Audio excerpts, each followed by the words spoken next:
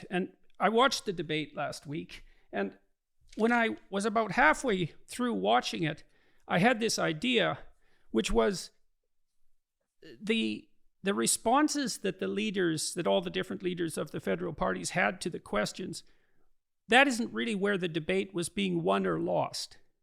The debate was won or lost before it even started. And the reason for that was because of the topics that were chosen. And so let's look at the debate from as a what would you say? As an entity in itself. Forget about the content. Yep. And the first thing that happened was that there was a land acknowledgement, Indigenous land acknowledgement. Yep. And so that, I've seen those things happen over and over, and they always make me wonder. It's like, well, who decided that every important occasion in Canadian life, political life, was going to be signified by one of these land acknowledgements?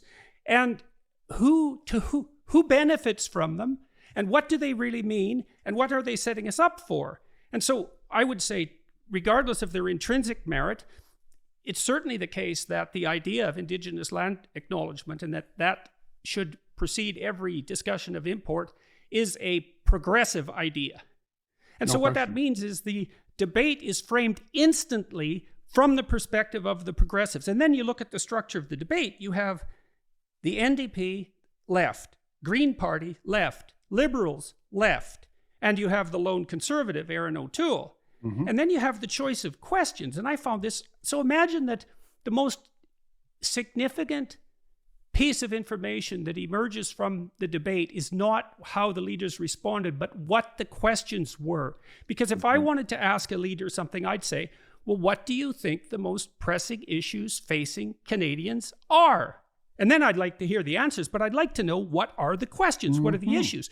And then by participating in this debate as it was structured, Erin O'Toole, the putative conservative, ceded the conceptual territory so that half the debate was taken up on climate change and reconciliation. Yep. And only a quarter of it on affordability of all the absurd topics. That means the economy. That means the entire business of governance. And so it's so strange to see us framing our entire national discussion in this haphazard, ad hoc way that brings a set of presuppositions to the table before the debate even starts, and to see no one object to that. It's like, is climate change really that crucial a crisis right now? I can tell you, first of all, I got to agree with one very big point, this conceptual point. When you set these things up, as you say, with a ritual invocation, obviously from the woke progressive side, you said the prayer of land acknowledgement. You're back in some sort of progressive church. So now you've established the ethos and the atmosphere. And you're absolutely correct. I'm not saying that just to please you. If they call it a debate, the selection of what is to be talked about is the debate. Yes, absolutely. If that is, we should say that over and over. We should say that over and over. The selection of what to talk about is the debate. Yeah, so it's lost to begin with by the conservatives. Now to get to a particular, the climate change, I think you timed it was something like 26 minutes. In Quebec, there was a poll done yesterday of the 7 main issues in Quebec. The seventh issue, the seventh was climate change. If you go down to Newfoundland and you try to tell someone down there that climate change is the number 1 issue, they'll throw you off a wharf. Yeah, about Albertans. Albertans, if you go out there and tell them that the ruination of Alberta and that the war against its central and abiding industry and the threat of taking all the oil workers off their jobs and sending them out to mold windmills. I was out in Alberta just a week ago. Alberta, I'm stopping there. Alberta should be a topic of the debate.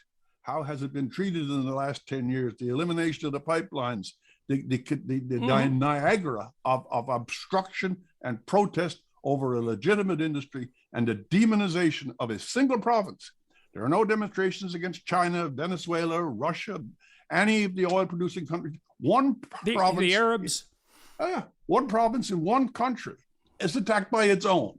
And Mr. Trudeau, when he opens his mouth, without the usual guards, speaks about, oh, we can't close the oil industry tomorrow. Instead, go back to your point, climate change gets set up in that thing as if it's a mobile block, that the science is as if it's a single word. Okay, I want to talk a little bit more about that too.